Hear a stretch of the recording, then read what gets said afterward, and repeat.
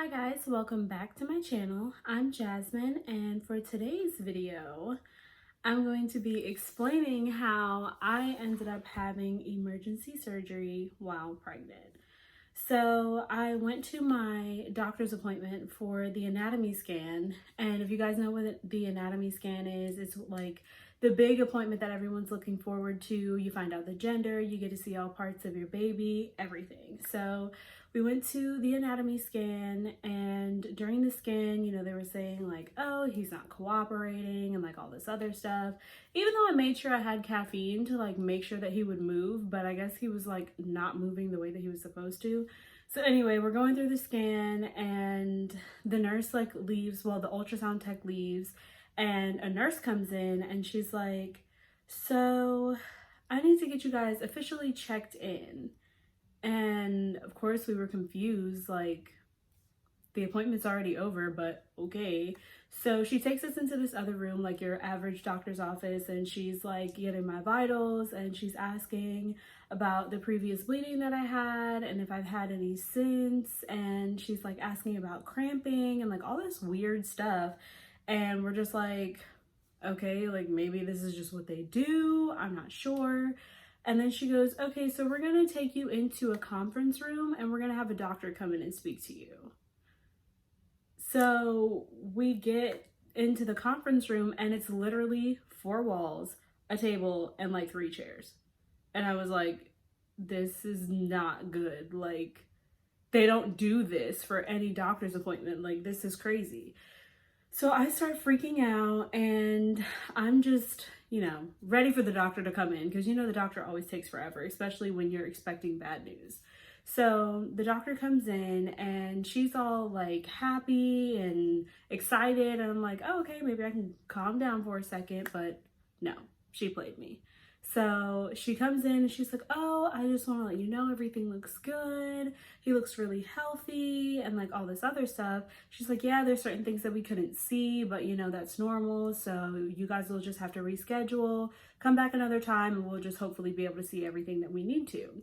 So then out of nowhere, she gets this concerned look on her face and she's like, but there was something that was a little more alarming.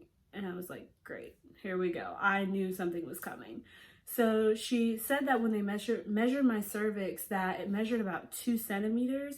And she said it wasn't crazy short, but it was pretty short when they put pressure on it, and it went down to about 1.5 centimeters.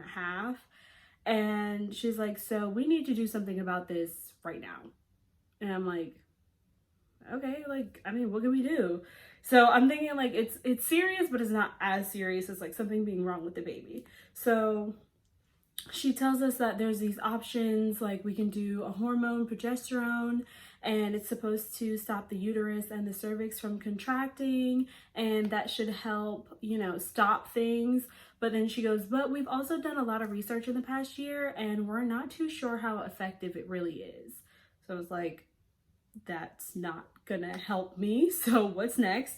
Then she goes, oh, well, we can wait and see what happens. And I'm like, you literally just told me we need to take care of this right now. Why am I gonna wait and see what happens?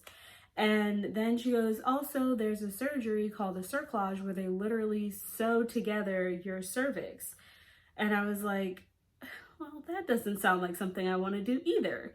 So she's like, well, I want you guys to go to this hospital and like check in through the emergency department, tell them you need to go to the 5th floor, and they'll get you situated and take care of everything. And so my boyfriend's like, oh, okay, do we need to go like today or this week? And she's like, no, you need to go right now. And we were like, okay. And she was like, I'm like, this is not a party, like we need to get this taken care of. So I was like even more concerned because I'm like, okay, you're saying that we need to take care of this right now, but it's not that alarming, but it is alarming. Like, which one is it? Because I need to know how I should be acting right now. So we go to this hospital that's an hour away, and we get to the emergency department, and I tell them my name, and I start like checking in and stuff, and they're like, oh, we've been waiting for you. And I was like, okay. So then the guy who was checking me in has this lady walk me up to the 5th floor, and we get there, and as I'm checking in again, she's like, oh, we've been waiting for you. And I was like, okay, this is kind of like weird. Like, I get that the doctor said that they were gonna call, but like the hospital's not the place you want to be known. So I'm already nervous. And then the nurse says the same thing, who was taking us to the actual room. And it was just already a lot. I was overwhelmed because we had this whole day planned already. Like, we were going to find out the gender, we were going to go shopping because we would know the gender, and like just had this whole day like planned pretty much around the baby. And now I might be going into surgery. So it was a lot going on. So we get in the room and this doctor comes in, and he was like the sweetest thing in the world. He literally got down on one knee next to the bed and was like explaining everything and like talking to me like a human being. You know how doctors try to talk to you like you're stupid? Like, he was talking to me like I was able to understand things, and he like reassured me about everything and how effective the cerclage is. But the only thing about a cerclage is sometimes your cervix will contract against it, and then, you know, that still leads to preterm labor. So it's like not really 50-50, because it is like 95% effective, which is really good, but still, like, you never know what's going to happen. So anyway, we're talking about it, and I'm like, well, if that's the most effective thing, then I have to go ahead and do it. So then he starts explaining, and he's like, okay, so we're going to numb you. You won't feel a thing, but you're going to be awake. I was like, first of all, I've never had surgery, and now you're telling me that I'm going to be awake for it. And then you're telling me I'm going to be numb. Like, we've all been to the dentist. We know how that goes. Like, oh, you won't feel anything, and you feel pretty much everything. So I was like, here we go. This is going to be a nightmare. So my parents get there eventually, and we're pretty much waiting for my spot on the schedule of surgeries to come up, because they had a couple of C-sections before me that needed to be done. And then I was thinking like, oh, okay, this sounds like a long process. Like, I'm pretty sure a C-section isn't like a 10-minute thing. And I'm thinking like, okay, I'll probably get in tomorrow morning or whatever. But no, it was like 2 hours later, and he was like, all right, well, we've got one more C-section, and we're going to get you in there. And I was like, oh my God, this is too much. So on top of all of that, for a moment, I finally got to enjoy the fact that I was having a baby boy. But that quickly turned into chaos when all the nurses came in. There was one nurse who came in, and she was like, so I just want to kind of warn you, the OR can be very overwhelming, and there's a lot of stuff going on. There's a lot of people in there, but don't let it like get to you. And I'm like, lady, I'm already overwhelmed as it is, and now you're telling me that it's going to get even worse. So thanks for that. Then she goes, oh, but we might be able to like let you have someone in there with you. Let me go check. And she's like, you know, they have someone in there for C-section, so I don't understand why this would be any different. So she comes back like 5 minutes later, and she's like, yeah, you can't have anyone in there. And I was like, oh, okay, great. So you just took the one thing that would have made me feel better and just ran with it. But okay. So then we have this other nurse in there, and she's telling me that my anesthesiologist is going to come in to talk to me. So then the anesthesiologist comes in, and I have no idea why she was there, because she was literally just like, hi, how are you? Yeah, I'm the anesthesiologist. Like, she didn't tell me anything about like what she was going to be doing. I mean, I know what she does, but she was just talking to me like trying to have a regular conversation. There's another nurse in there who's literally gossiping with the other nurse that's yelling about the fact that I wasn't prepped for OR. So she's like, she doesn't have any of her vitals done. She doesn't have an IV, blah, blah, blah. And she's like going crazy and yelling, and I'm already overwhelmed. And there's all these people in here doing all these different things. So there's another guy in there who's like, oh, can we use your data for research? And I'm like, no, like there's too much going on, and you're asking me about research right now? Like, leave me alone. So the nurse who's yelling about my IV starts doing my IV, and she's already mad. You don't want anyone who's mad giving you any kind of needle, but it is what it is. So she starts prepping my hand, and I'm like, oh, so we can't like do it up here? Like, this is normally where I do it. And she's like, no. And like continues. And I just start crying all over again, because I'm like, this is a nightmare. I don't even know what I'm walking into, and everyone's already like all over the place. So that just shows me how the surgery is about to go. So she sticks my IV in, blood starts squirting all over the bed, and I'm just crying even more, because I'm like, I tried to tell this lady that this isn't a good idea, but here she is upset about everything and she's like taking it out on me. So then she goes, I'm not rolling the bed to the OR so we can just walk. So I'm like walking behind her and she's like speed racing. And I was like, leave me back here if you want to. Like, I will turn around and I'll just go home. So she finally like waits for me and I walk into the OR and it's literally like a movie. Like she just like swings open these big doors.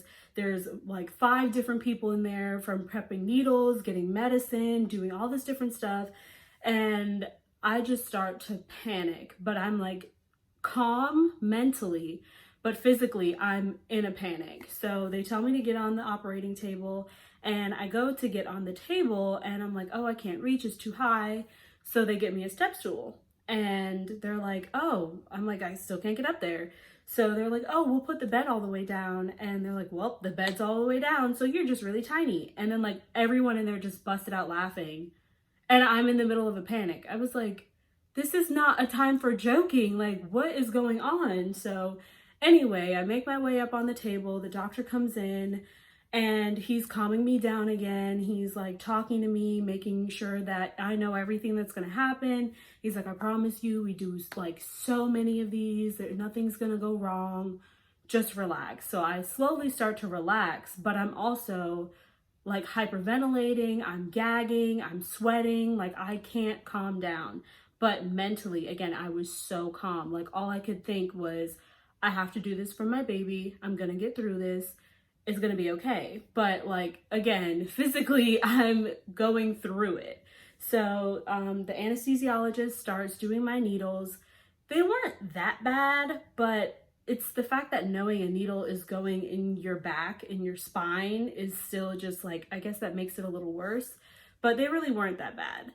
So we get through the needles and they're like, okay, we're going to continue giving you medicine through your IV. We just need you to lie down. And I'm already going numb. So they literally had to like help move me, which was like the craziest thing to see, my legs moving and I couldn't feel them moving. It was the strangest thing.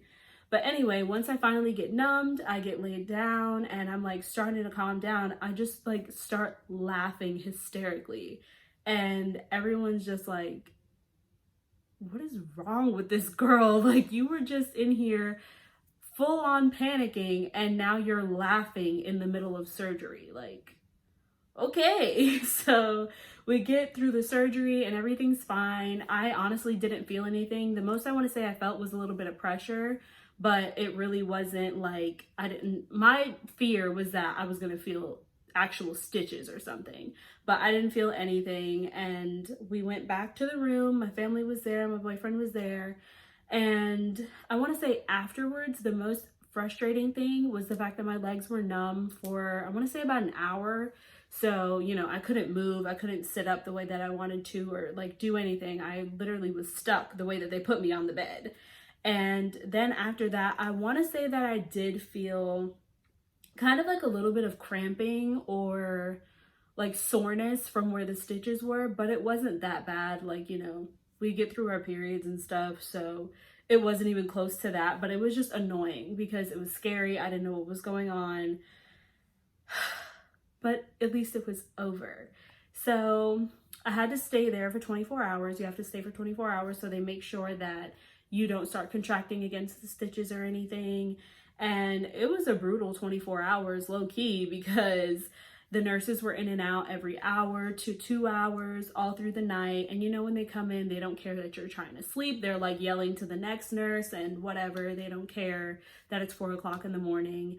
I was in a little bit of pain. You do have some side effects as far as like back pain, headaches, and nausea. But I want to say I didn't have any of that as far as the headaches and the back pain, literally until I was walking out of the hospital. As I was walking out of the hospital, my back started killing me, and the next day I had a really bad headache. But they tell you that if your symptoms last more than 4 days, then that's when you need to go back and like make sure that everything's okay. But I want to say I only had the symptoms for about 2 days and then everything was fine. But on my 5th day, I woke up, my back was killing me, my head was hurting, so we had to go back to the emergency room, go back to the 5th floor, get checked in all over again. And they pretty much like took my vitals and was like, yeah, well, everything sounds like it's okay. I mean, they did check my stitches and make sure that, you know, everything was still tight and I wasn't contracting or anything. So they were pretty much just like, look, you're gonna have to deal with it. So after that, I came back home. I had really bad nausea. I was literally throwing up everything that I ate right after I finished eating it. Like I could not keep anything down. Then they gave me, I called the doctor, they gave me medicine, but all it did was put me to sleep. Like literally I was knocked out for like 13 hours with no recollection of what was going on. So it was a lot to get through it, but I'm glad that I did it because now it's like I can live my everyday life, but at the same time, you are still on bed rest because I want to say that it's still like not a high risk pregnancy, but a risky one because if your cervix was already contracting and, you know, I was only 4 months, then that's kind of scary. So they don't want you lifting anything. They don't want you walking or running or like really doing anything actively. You kind of just have to stay still. But we had about 3 follow-up appointments just to check on everything to make sure everything was okay. So it was a lot of back and forth. And like I said, the hospital was an hour away, so it wasn't like, you know, oh, just straight down the street, get a checkup and come back home. Like it was like pretty much an all-day thing. So again, everything's fine. And we went to our second anatomy scan and they told me that he looked very healthy. They were able to see everything that they wanted to see, that they needed to see. And now I'm just waiting for my next checkup, which is at 6 months, 24 weeks. So that is in about a week and a half because I am 22 and a half weeks right now. So with that being said, that is where I am in my journey, and I want to thank you guys for watching. And my next video will be up next week, and just continue this journey with me. Make sure you like, comment, and subscribe, and take this ride with me. Thanks for watching. Bye.